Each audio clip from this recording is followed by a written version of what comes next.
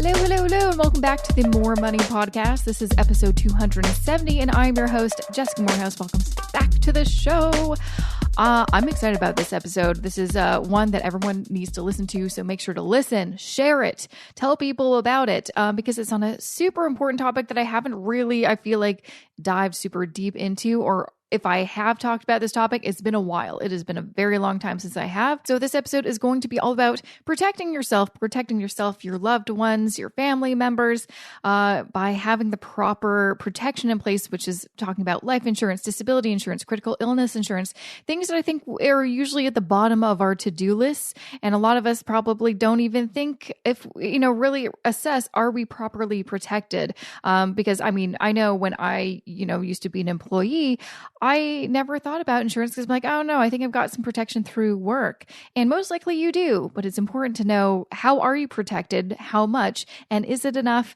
And what kind, specifically diving into those materials in your kind of, employer handbook and see what am I actually getting? Do I need something outside of that? Most likely the answer could be yes, especially when it comes to life insurance. Because remember, when you leave that job, you no longer get those benefits. You no longer have that insurance coverage. So it's important to think about getting some stuff outside of the workplace. And that is why I have Nicole Simons on the show. Nicole is a wealth management advisor at CPN Financial Services, which is a family-owned business that's been in operation for over 30 years. And for the last 10 years, she has equipped clients with the tools they need to protect, diversify, and grow their financial assets. And she uses an integrated approach, pairing traditional wealth management products with financial literacy. And she believes that long-term financial freedom begins with self-awareness and strategic planning. And since I've been following her on Instagram for a while now, and really, really like how she kind of,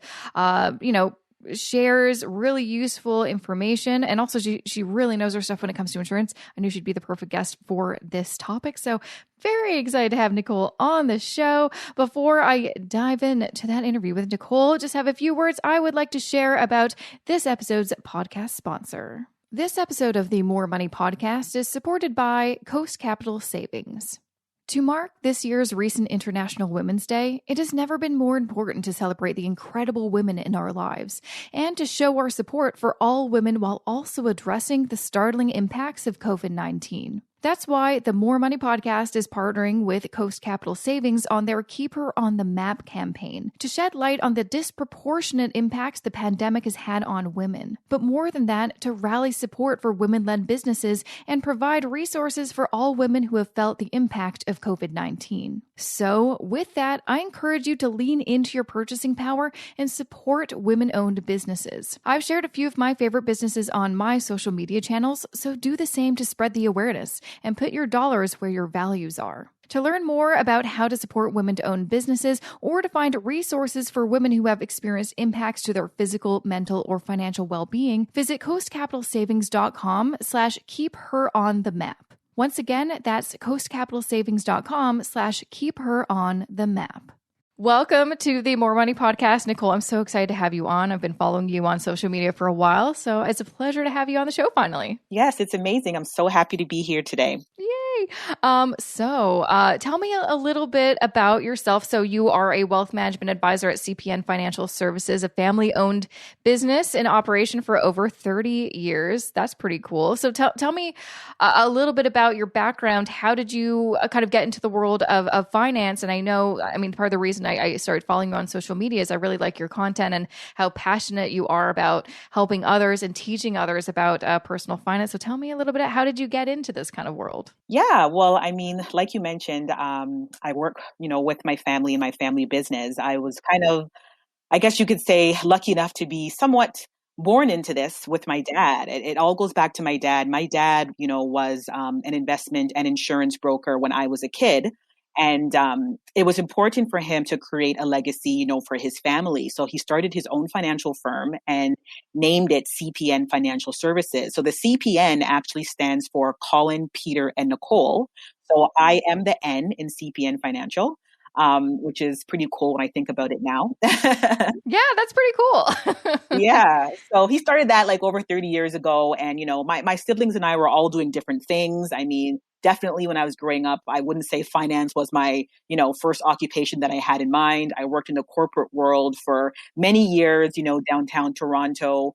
But eventually my siblings and I, just one by one kind of started working in the business part-time until we fully, were engulfed full time. And here we are today. So my dad is kind of more semi-retired now, and we manage my dad's book of business, and we have our own client base as well, and have other brokers that work for CPN. So our job, basically at CPN is just to build that financial fence around our clients. So in the event, something happens, whether that's injury, a critical illness, or even premature death, that, there is minimal financial impact to their families. That's great. I'm curious because it's a family owned business. And I think back to my family, like, there's no way I would be in a business. Love my family. Could not, no, it's not going to happen. So was there, I guess, did you have a choice? I mean, I guess you obviously did have a choice, but I mean, your name is in the business name. So it's like, I guess we all had to, as a family, be part of this. Or I'm curious, did you have conversations? You're like, no, I don't want to work in finance. Yeah, I feel like it was totally just organic, because I can't even say that I remember my dad ever saying, Nicole, I hope one day that you take over. Like, that was never said. I think my dad probably in the back of my mind always hoped that, we would be in it, but there was never any pressure on his part. What drew me to the business was just seeing, because my dad, of course, was, self-employed. So just seeing the flexibility, that my dad had, not working a 9 to 5, not working for somebody else. And I think that was really important for me to incorporate into my lifestyle, because when you're working in corporate for so long, taking the subway, having to be somewhere and seeing a total opposite on the other end with somebody else, it's like, wow, like I want that freedom. I want that freedom. I want that flexibility. And I still want to be able to help people and make an impact, on loved ones. So yeah, it definitely wasn't something I was forced into, but gradually it just became something that I became passionate about. That's amazing. So tell me a little bit about what you guys specifically do at CPN Financial Services. I know there is, quite a bit of a focus on, insurance and protection, but what other kind of things do you do with your clients if someone wanted to work with you? Yeah. So predominantly, for myself, I definitely have more of a female client base. I'd probably say at least 90% of my client base is females. And it's very important for me to educate, my clients, and show them different ways that they can create and build wealth. So alongside, life insurance and, critical illness and disability, we also do investments. So we do your TFSAs, your RRSPs, showing people how to, create wealth for retirement. We do our ESPs for kids as well.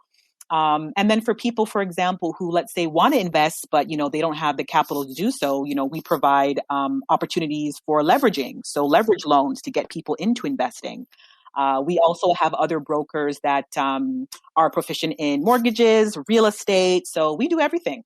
Oh, that's awesome. That's awesome. So yeah, I was really curious to talk to you about specifically kind of the insurance side of things. I haven't really delved into that topic too much on the show, a little bit, but not a ton. And I feel like this is such an important topic to talk about as we're, still living in this pandemic. It's not going away anytime soon, apparently. And it's definitely, I think, for lots of people, this has been a big wake up call, realizing that wow, I have never thought about having an emergency fund or having life insurance or really the idea of protecting yourself, your family, your dependents. But still, I think a lot of people don't necessarily know, what does that actually look like? What does that mean? How do I actually go about protecting myself and my family? So I guess, when a client works with you and they're like, hey, I don't really know where to start in terms of, protecting myself, where do you kind of start? Yeah, great question. I mean, when you're working with somebody, initially, and life insurance is the need, it's very important for myself as, an advisor to really hone down what they want their life insurance policy to do for them or for their family, right? Because I think when we think of life insurance, we automatically just think of funeral and, having money to pay for funeral expenses and caskets and stuff like that, when it's a lot more than that. I mean, whether you have dependents that are depending on your income, or you could be single and not even married or anything like that, there's definitely a financial impact to somebody if you were to pass away prematurely, right? So initially, when I'm meeting with somebody, we have to really dig into what does that look like? Who's dependent on you? And if no one is dependent on you at all, what would you want your life insurance policy to do if you were to pass away? Are you looking to create a legacy? For your family? Are you looking to make sure that, your parents, maybe your parents live with you and you provide shelter for them? Do you want to make sure that, they're still able to maintain that same standard of living? It can even go back to, charities. A lot of millennials have, a strong tug and ties with charities that are close to their hearts. Maybe, they don't have any dependents, but they want to leave some type of financial legacy to a charity so that, that charity can grow and reach the milestones they want to achieve. So there's tons of things to think about. But initially, I think the main thing to discuss is just looking at the client's, current financial picture, looking at their assets, their liabilities, their current income, and what exactly they want to replace if their income is not here anymore. Yeah, I think a lot of people still have like this, and this is definitely, I think, is perpetuated in like TV shows and movies. Someone's like, "Oh, I got life insurance because someone died," and it's always an idea of like, "Oh, this is how someone gets wealthy." It's like someone dies and you get your life. But obviously, that's not the case. It's really about protecting your loved ones. But I think a lot of people, when it comes down to like really figuring out their policy, the question that I always hear is like, "How much do I need?"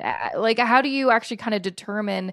Hey, maybe you have some assets already. How much life insurance do you need? Can you have, I think people are either worried of not having enough or maybe having too much and then you're, paying quite more than you need to for a policy that's maybe too big for you. Yeah, that's true. So yeah, like I said, in the initial stages of trying to figure out, what policy type is good for you and the amount, it's taking a look, like I said, at your current financial picture, right? So what do you want to replace? I mean, if you're in a 2-income household and, you don't happen to come home the next day, how will your partner fare out? Usually when it comes to 2-income households, one person pays the mortgage, one person pays the utilities and all of that. But a lot of the times they can't do both, right? And that's where the 2 incomes, definitely plays a role. So I have to look at, okay, well, if your income is not here, what would your spouse or partner need to have coming in to maintain that same standard of living? What if your kid's in private school? Can your spouse afford to pay for the mortgage, utilities, and private school? So it's looking at all the different things and monthly expenses that occur that you want to make sure there's very little minimal financial impact, right? And then another thing that you can look at too is, maybe right now you don't have a lot of assets. You're working to create that. Maybe you are renting now, but you hope to purchase a home within the next year or two. These are things that you can actually also build into the policy as well. You can, if you want to purchase a home within the next year, maybe you can think about incorporating some mortgage coverage into that insurance policy as well, so that when you purchase that home, there's significant coverage that your spouse can pay off the mortgage and be, living mortgage free. So these are all things that, can be incorporated at the time. But one thing that I always, always stress to my clients is, I think a lot of people get caught up in trying to get it right the first time. And you have to understand that your situation is always evolving. It's always evolving, right? Like you could be a single right now, no kids, not married, and within a year or two, that could totally change. And at that point, you'll need more. And then let's say you're renting at that point, and then you as a family, you purchase your first home. Well, then you'll need more coverage then too. So don't think that your first initial policy, has to cover all bases. But enough that you can definitely take care of any debt that you have so that, the debt doesn't fall into anybody else's hands to pay. Make sure there's enough for final expenses, burial costs so that nobody's, depleting their savings for that. And then just know that when your life changes, you can reevaluate because you have to actually, take a look at your life insurance policy every 1 to 2 years. You can't just set it and forget it, never look at it again. You got to make sure that it still fits your current needs. Yeah, no, I think that's a thing that people need to be reminded of is like when we're talking about any kind of element in your financial plan, nothing is set it and forget it for like years and years and years. It's like you need to evaluate pretty much your whole financial plan and say once a year just to see has anything changed? And usually something's changed, you Yeah, know, like usually. you had a kid or you moved or something like that. So it's important to kind of stay on top of those things. Another, key question too is, when considering life insurance, obviously there's lots of different types of life insurance. It can kind of get overwhelming. There's term and then there's permanent, and within permanent, there's a couple of different types of, life insurance. Where do people start? How do people know what kind of life insurance is right for them? Because obviously there's pros and cons to both types of insurance. Yeah, exactly. There's different types that definitely fit, the lifestyle that you're currently living, right? So once again, that's all part of the initial, needs analysis that you would do with your insurance advisor. So just to kind of elaborate further on what you said, the two main umbrellas that I speak to my clients about are term and permanent. So term insurance essentially, covers you for a certain period of time. So usually you can get terms, 10-year, 20-year, 30-year. And what that means is that you'll be covered for X amount of coverage, let's just say 100,000 for a 20-year term. And that means that basically you'll pay this one premium cost on a monthly basis or yearly if you prefer for that 20-year term. But once that 20-year term is up, you basically have a few choices. You can renew the policy because you still need the coverage. You still have a home. You may still have a mortgage to pay. So you still need that $100,000 coverage, for example. So you can renew. But you have to keep in mind that the price is going to dramatically increase because insurance premiums are predominantly based on your age. And now you're 20 years older. So the cost is going to increase. But if you don't need the coverage anymore, you can cancel if you no longer need it. But similar to car insurance, you're not getting any premiums back. Right. Yeah, exactly. You pay into it. If you don't ever use it, then, I guess that's a good thing because that means no one died. Exactly. I think some people are like, oh, I don't get anything back. It's like, well, no. But yeah, like you said, it's just like car insurance or home insurance. It's like you need it to protect yourself and you hope you never have to use it. Exactly. So in a nutshell, that's how term works. But one thing to keep in mind is that even if you could afford all of those increases, term coverage typically ends at age 80. So what that means is that even if you could afford all the increases till age 80, it'll pretty much cut off then. No one will want to insure you because you're basically too much of a liability at that age, I guess. Yeah, pretty much. It won't cover you for life. So then what happens is at age 80, unless you have, significant savings or assets to pull from, you may still require some small coverage for final expenses. And you won't have that anymore because that coverage is gone, right? So this is where permanent now comes into play. So permanent coverage is exactly what it says. It's permanent. You have it for life. So that means that, whatever premium that you're quoted, it stays the same. It does not increase and it does not end at age 80. You have it until age 101 if you happen to live that long. So to take it further, there's a few different types of permanent coverage. For some people who are looking for an extra vehicle to invest money tax-free, you can get something called a universal life policy, which will allow you to have both life insurance coverage and an investment component where you can actually overfund your policy and create cash value. So that's universal life. The other type that's most popular is whole life. So whole life is similar to universal life where it is permanent coverage, but instead of you overfunding, a small piece of your premium kind of gets set aside every month and builds cash value, guaranteed cash value that you can access later on in life, borrow from, pull from, whatnot. So long story short, with life insurance, it kind of falls into two umbrellas, term and permanent. And with permanent, you do have the ability to have policies that provide cash value for you to use down the road.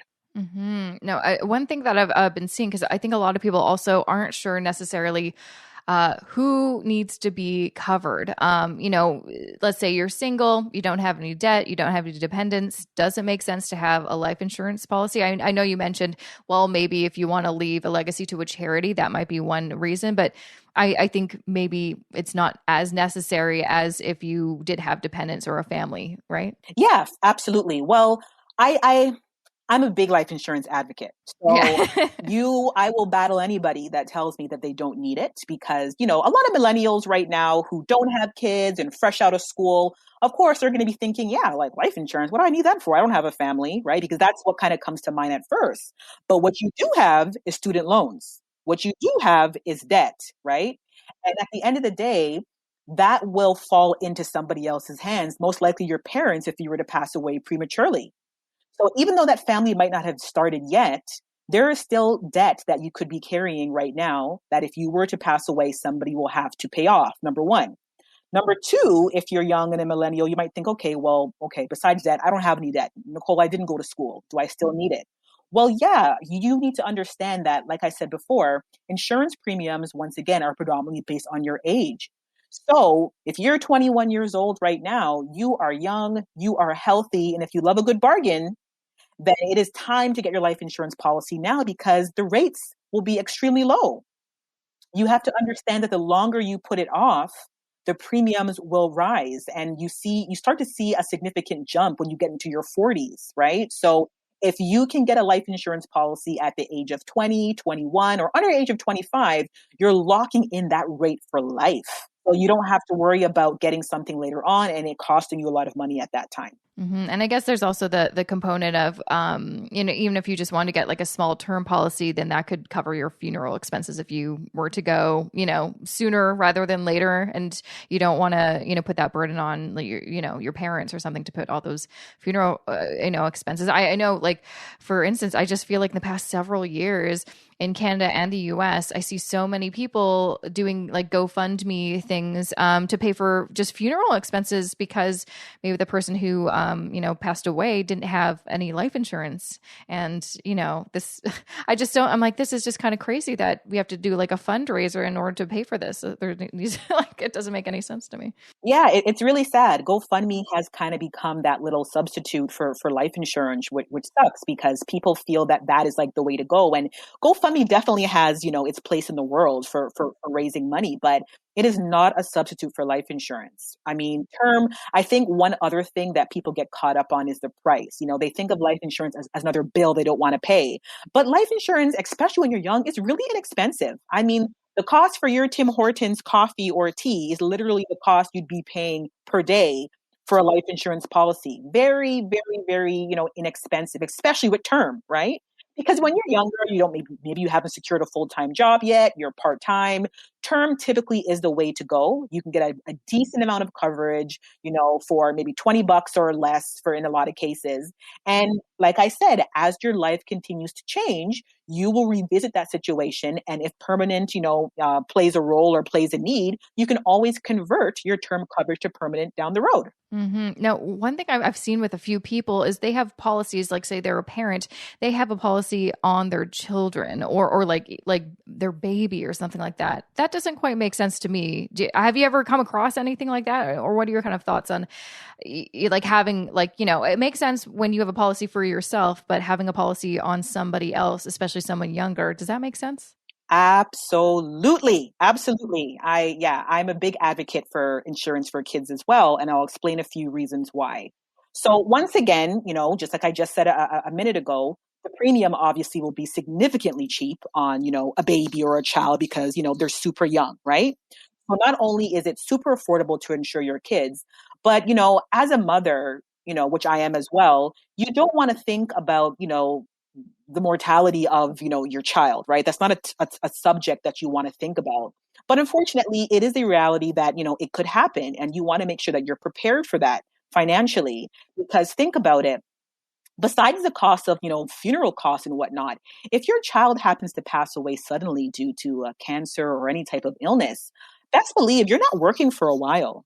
You're not working for a while. I mean, you're not going back to work in 2 weeks. You're going to be grieving for quite some time. And what does that mean? Does that mean that you want to be rushed to go back to work because financially you have to pay the bills? When you have a life insurance policy for your child, not only is it providing, some type of death benefit to pay for expenses, but it's also giving you the ability to grieve without that financial burden of you having to rush back to work. because you're not going back to work anytime soon. You need that time off, but bills still have to be paid. So that is one reason that I always point out to moms, which is very significant. Number two is a lot of times mothers happen to feel, you know what? Yeah, my daughter or son can get life insurance when they're older. They don't need it right now, which is true, but not really. That might not be the case. We all assume that our kids can, grow up and have that current healthy state they have right now. But that might not be the case. I literally have mothers that come to me that want to get a policy for their child and can't because their child maybe suffers from sickle cell, or their child is autistic or has some type of, disability or whatnot where they are deemed to be uninsurable at this time. So by getting a policy for your child at the early age of 1, you're doing something called protecting their insurability. What you're doing is that you're securing an amount of insurance, whether it's 50,000 or 100,000 or even 25K, you're ensuring their insurability so that if their health happens to change, it doesn't matter because you've now got insurance for them prior to that. And most life insurance companies will allow you to convert your child rider or attachment to your policy for up to 5 times the amount without showing any proof of health. So your child can take that 25K policy and convert it to 125,000 if they want without answering any health questions. Interesting. Because their health might have changed, right? So there's a lot of reasons why, but those are the two main ones. The third reason why a lot of people, get policies for their children is to create another source of income down the road. I just mentioned before that whole life and universal life give you the opportunity to have an investment component. So when you purchase a policy for your child at the tender age of 1 or 5 years old, as your child grows, the cash value is growing as well. So when your child becomes 25 or 30, there's a significant amount of cash value that your child can use. It can go towards schooling. It can go towards their first home. It can go towards their wedding deposits, anything you want. But it's literally creating another income stream that they can pull from down the road if they need to. Oh, that's interesting. Yeah, those are some interesting scenarios, actually. That makes a lot of sense. So we talked a lot about life insurance. There's obviously other forms of insurance that I think don't get enough attention. You kind of mentioned earlier critical illness. There's also disability insurance. I think a lot of people maybe don't think about this because typically you'll get some coverage, even life insurance, really, if you work for an employer. Sometimes that's part of your benefits package. But if you're, for instance, self-employed like myself, obviously, I do not have a benefits package. I have to protect myself. So let's kind of first talk about critical illness. I think it's just an insurance type that most people actually don't really know much about. What exactly does that entail? And what are some things, if you're looking at different policies, what are some things you should look out for? Yeah, great question. So critical illness is something that we call a living benefit. Life insurance provides a death benefit. So clearly you don't benefit because you're not alive anymore. But critical illness provides a living benefit. And what that means is that, if you happen to get diagnosed with a cancer or some type of illness, these days, compared to the 1940s or whatnot, with medical advancements, people are living through illnesses now, right? With technology and medicine and medication and all of that, we're living, the chances of us surviving a heart attack and a stroke are much higher than before. But what that means is that even if you survive, there's going to be probably a period of time where you're not working. You're trying to recover a year or two off from work. But once again, money is going to be needed because life insurance is not going to help because you didn't pass away. So what can help, fill in that gap if you are unable to work?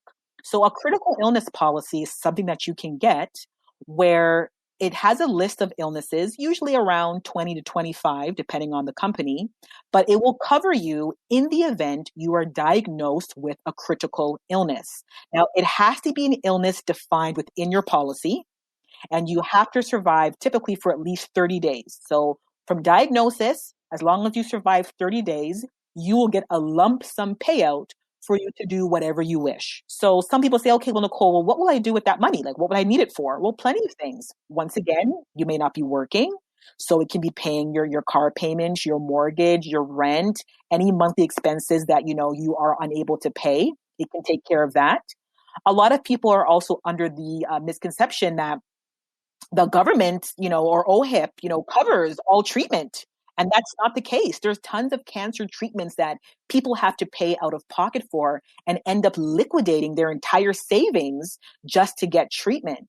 So a critical illness plan, that money can be used for treatment or whatever it is you wish. It can be used to hire a stay-at-home, a nanny, for example, if you have young kids, but you can't care for them the way you used to because of your illness.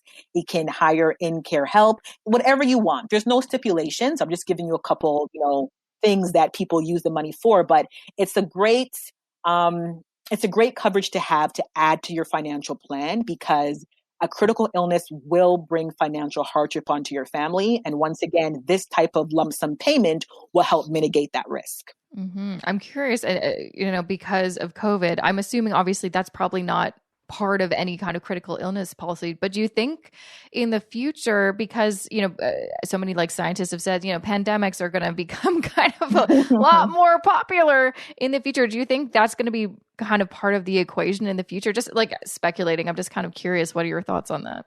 It's possible. It's possible. I haven't seen much detail just because COVID, of course, is still so new. Yeah. So I haven't really seen anybody talk about it as much, but it's very quite possible. I mean, as it looks right now, COVID is somewhat kind of here to stay for a bit, unfortunately. So, there probably will be some serious considerations of, having some type of illness. Because remember, COVID obviously, it affects people in different ways, right? There's respiratory issues and all sorts of different things. So critical illness policies right now cover things like heart attack, cancer, stroke, deafness, blindness. There's a whole list, even up to burns, just getting big 3rd-degree burns. So it's quite possible that, the effects of COVID can be added in the future, but we'll have to wait and see.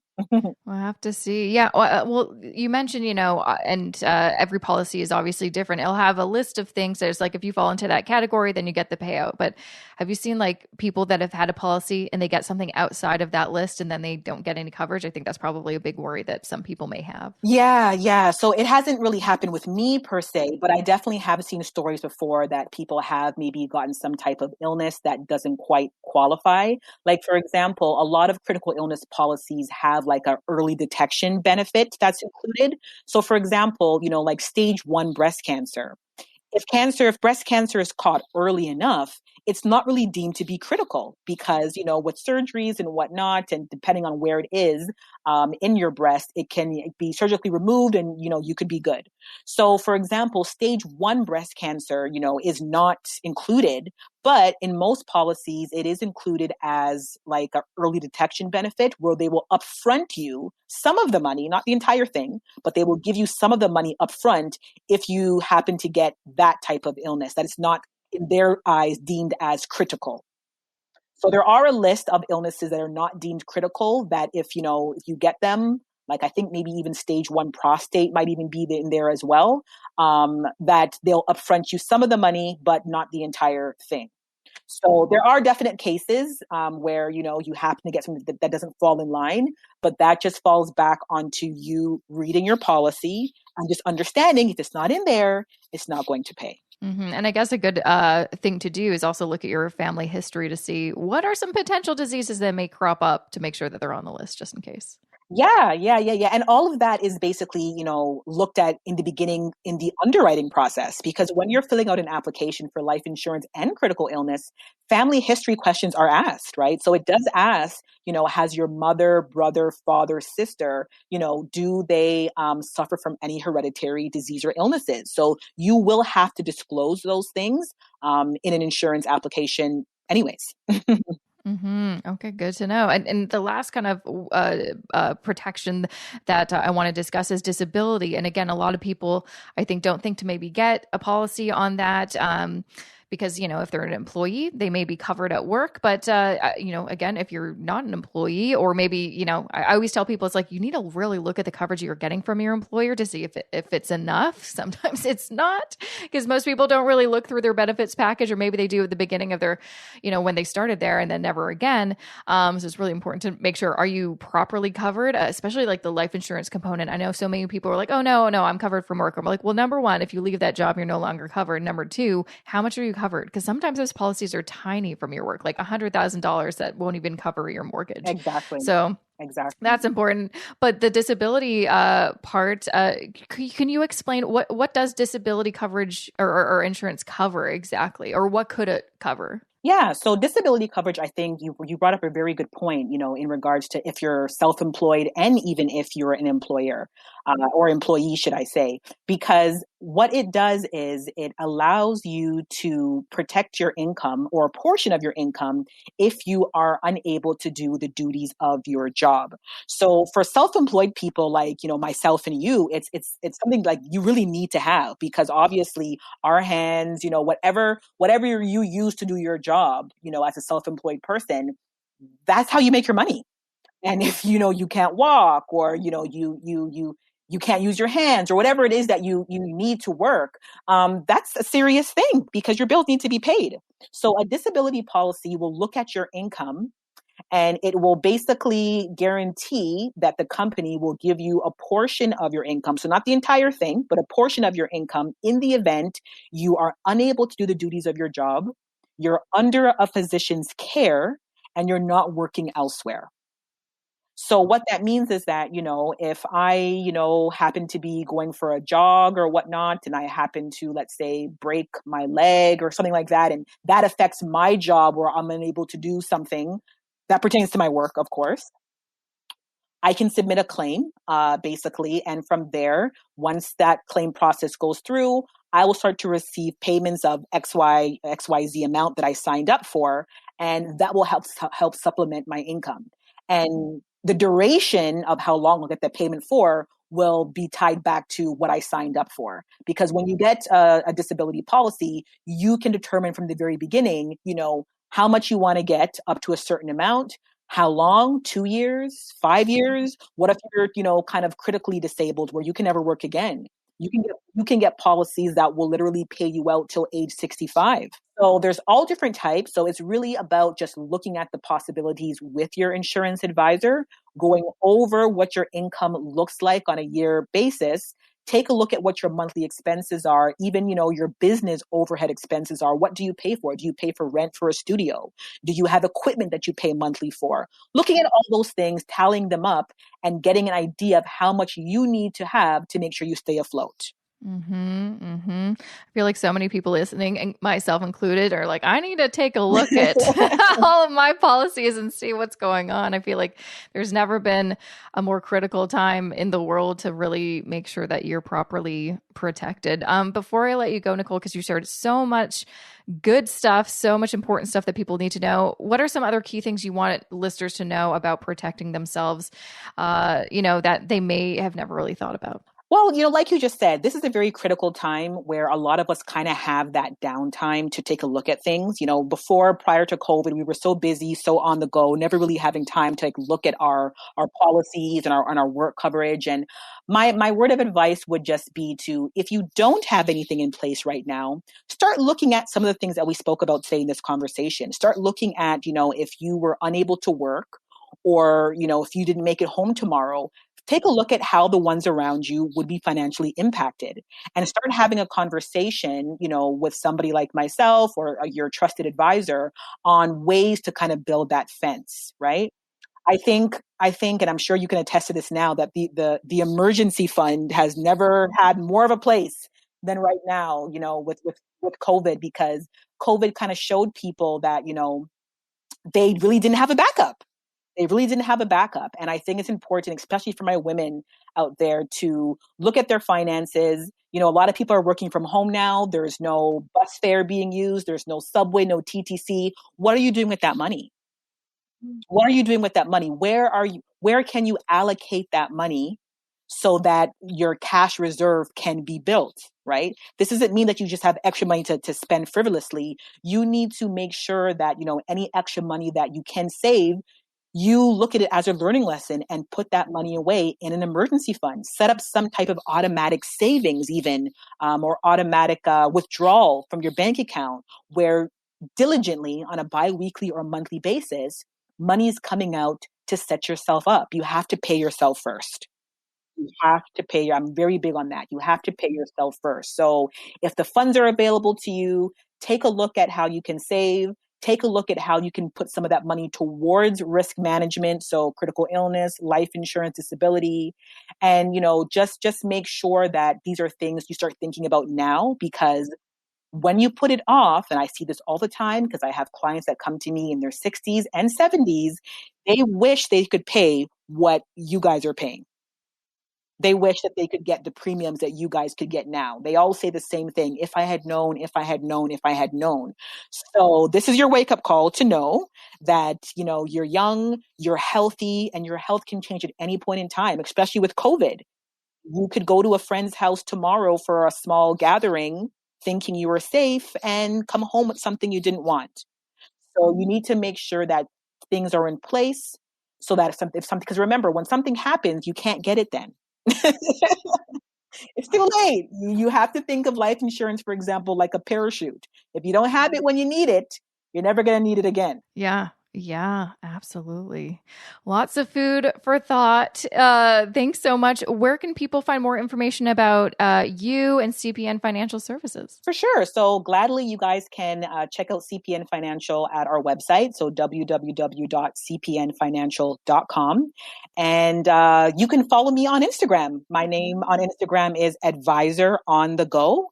And I have lots of content for you guys to check out there, and lots of IGTV videos talking about debt, insurance, ways to save, all of that. So I'd love to hear from you and get your feedback. Thank you so much for joining me on the show. It was a pleasure having you. And that was episode 270 with Nicole Simons. Make sure to check out cpnfinancial.com for more information about, her wealth management company, but also check her out on the gram like I do. You can find her at Advisor on the Go.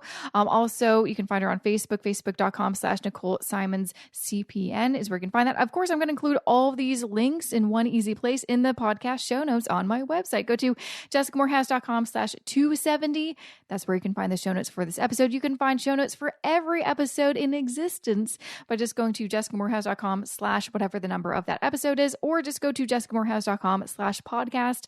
All the episodes will be there. You may also not know this, but again, I don't know how you're listening to this episode, but I also have a specific YouTube channel for the podcast, because I know a lot of people actually like to listen on YouTube instead of maybe a provider like Spotify or Apple Music or Apple Podcasts or whatever you're listening to. Okay. So just so you know, you can, if you just find, Google More Money Podcast on YouTube, you'll be able to find it. I've also linked it to my normal YouTube channel on YouTube, just Jessica Morehouse.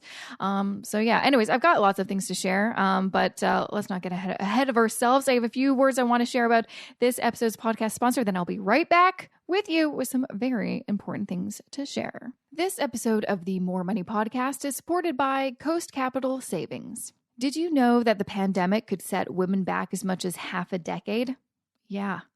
Looking back at the last year, we've seen the COVID-19 pandemic take an incredible toll on all of our lives. But the reality is, it has affected women a disproportionate amount, with the impact on BIPOC women being even greater. That means all the progress that has been made in gender equality is hanging in the balance, which is why the More Money Podcast has partnered with Coast Capital Savings on their Keep Her on the Map campaign. Join me and show some love to women-led businesses and all the women in our lives who have been impacted physically, mentally, or financially due to the pandemic. I've recently shared some of the women-led businesses that I love on my Instagram and Twitter, so I encourage you to share your favorites online and with your friends and family to show women your support and to keep them on the map. To learn more about how to support women-owned businesses or to find resources for women who have experienced impacts to their physical, mental, and financial well-being, visit coastcapitalsavings.com/keepheronthemap. Once again, that's coastcapitalsavings.com/keepheronthemap. Okay, like I said, going back to kind of what I was talking about YouTube. And you may not know this, but I have a YouTube channel that I've been sharing a ton of content on, things that I probably wouldn't really share on this show because it's more informational. This show is very, it's interviews, right? So I'm talking to a guest about a certain topic. But the YouTube channel is really me kind of exploring certain topics in depth, giving you some tips, tricks, useful guidance. Especially I've been getting a lot, since we're in tax season, a lot of questions about taxes, especially self-employed taxes, or if you have a side hustle. And I've got so many videos specifically on taxes on my YouTube channel, also on my website, of course. So, if you don't remember, because it's been a while since I probably mentioned it last, I also have a blog on my website, jessicamorehouse.com/blog. I also have some blog posts you may want to check out. But yeah, I've got a lot of content. I do a lot of things besides the podcast, surprisingly. I mean, the podcast is my baby, I would say, my main baby. But I've got a lot of stuff going on that you may not even realize. Yeah, I've got a blog. I've got a YouTube channel. I spend a lot of time on Instagram and Twitter, and I do so many other things. I can't even, that's why I have a to-do list, because I'm like, what do I do and what do I need to do? So yeah. Also, just a reminder, I do also still have my investing course. So it is open for enrollment. Applications are open.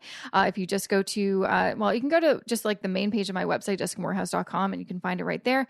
But also if you just go jessicamorehouse.com/WBB, it's kind of the shortened version of Wealth Building Blueprint for Canadians. That will take you right there to the application form. And you can apply, see if you're a good fit for the course. We'll have a little call and you'll get in. There's a ton of people in the course already. I've been getting some really great feedback, which makes me super, super pumped and excited. And again, the course has only been open for a few weeks, so that's really good news. And also I've been adding so much more content into the course, especially like, I think I mentioned this on podcast, but I can't remember if I did. I'm adding like new video tutorials all the time, new lessons, and also some expert interviews. So I have, quite a few contacts in the Canadian financial industry. And so I'm kind of tapping onto some of the contacts to get some experts on the show, in the course. So I can interview them specifically about, like ETFs or their platform. So I've already got interviews from an expert from Tangerine to talk about their new ETF portfolios, and Questrade and Quest Wealth portfolios to talk about, their robo-advisor and also their Questrade, discount brokerage platform. And I'm adding new interviews all the time. So lots of exciting things in there. So check it out. There's also a link in the show notes, jessicamorehouse.com/270. So you can check that out. Last thing before I let you go, or I think there's a few things. So let me just say the thing that's off the top of my head so I don't forget. I have a contest, ongoing contest. jessicamorehouse.com/contest is where you can find all the info, but I'm giving away a ton of books that have been featured on this season of the show. If you want to enter to win, and I'll tell you, I think a lot of people are not taking advantage. Some of these books have not a lot of entries, which means you have a better chance of winning a book. So go there and enter to win. You have nothing to lose, everything to gain by potentially winning a book. Okay, and the last thing that I'd like to share with you, also share this in my email newsletter today, but I am doing a Twitter party, if you will, on Tuesday, March 16th. So that's next Tuesday at 6:30 p.m. to 7:30 p.m. Eastern Time. Is in partnership with the CDIC, the Canada Deposit Insurance Corporation. You can start following the hashtag now if you want, hashtag CDIC chat. Follow me on Twitter, of course, and you can find more information. But I'll include a link in the show notes. You can find more details. You can basically sign up to get a reminder. But otherwise, all you have to do is hop on Twitter at 6:30 p.m. Eastern Time on Tuesday, March 16th. Follow the hashtag CDIC chat to find out what's going on. So basically, we're going to do a Twitter chat, learn more about deposit insurance, but also the incentive for you to hang out with me on the Twitter next week is I'm giving away 4 $50 Amazon gift cards to some lucky winners. So there's going to be 4 lucky winners that I'm going to choose, and you may potentially win a $50 Amazon gift card. So why not? It'll be fun. It's always fun. I haven't done a Twitter chat literally since 2019, which is wild. And honestly, they're so much fun. So I hope you join me. So yeah. Okay, that is it for me. Oh, except what? Hello, Jessica. I always forget this. I have a bonus episode for you again tomorrow. Woohoo! 2 episodes in 1 week for 2 weeks in a row. This is wild. So make sure to check back here for a special episode with a special guest tomorrow. And yeah, that is it for me. Thanks for listening. See you back here tomorrow.